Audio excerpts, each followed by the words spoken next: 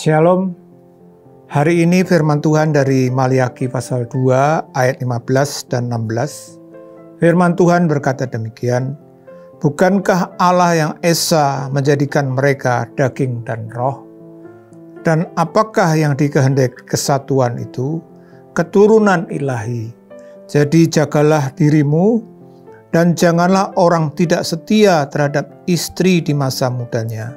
Sebab Aku membenci perceraian, firman Tuhan Allah Israel.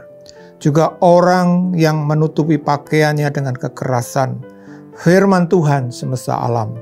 Maka jagalah dirimu dan janganlah berkhianat." Bapak Ibu, saudara-saudara, kalau bisa digambarkan, pernikahan itu seperti yang saya bawa ini. Pria dan wanita, dua menjadi satu. Jadi dua menjadi satu.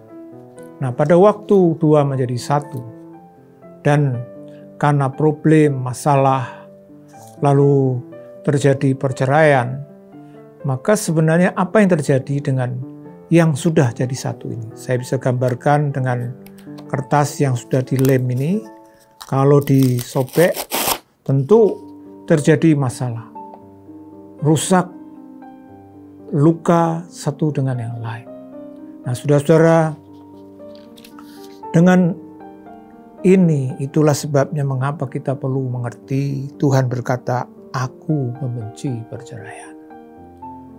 Perceraian di mata Tuhan itu adalah sebuah kebencian. Kenapa, saudara-saudara? Mungkin kita berkata, kok begitu rupanya ya Tuhan itu sampai bilang, "Aku benci dengan perceraian." Kalau kita baca di dalam ayat yang ke-15, dikatakan, "Bukankah Allah yang esa menjadikan mereka daging dan roh?" Bapak Ibu, saudara-saudara, kita manusia ciptaan Tuhan adalah makhluk yang kekal. Kita bukan hanya yang berdaging saja, tapi kita juga adalah makhluk roh. Artinya, kita adalah makhluk-makhluk kekal. Nah, berkaitan dengan itu, maka sebagai makhluk-makhluk kekal, kalau kita ingin bersekutu dengan Tuhan yang kekal, kita harus juga memiliki kesatuan yang kekal.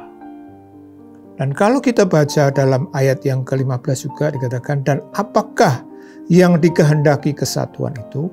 Keturunan ilahi." Keturunan ilahi. Maka tidak heran di dalam Efesus pasal 5 diterangkan tentang hubungan suami istri. Lalu dikunci dengan apa? Rahasia ini besar dalam ayat yang ke-32 yang dimaksud adalah hubungan Kristus dan jemaat. Keluarga suami istri itu representasi dari Kristus dan jemaat. Kristus dengan kasih setianya tidak pernah meninggalkan kita, tidak pernah menceraikan kita.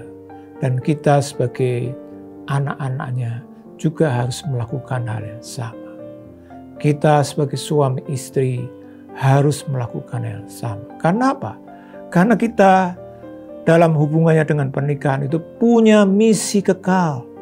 Yaitu apa? Tadi dikatakan keturunan ilahi. Saudara bisa bayangkan waktu suami istri itu bercerai. Bukan hanya yang dirugikan dirinya sendiri, tapi juga anak-anak, keluarga. Bahkan seorang pakar dalam bidang pernikahan mengatakan, perceraian mengakibatkan kerusakan sebuah generasi. Anak, cucu, juga keturunan-keturunan berikutnya, semuanya berdampak.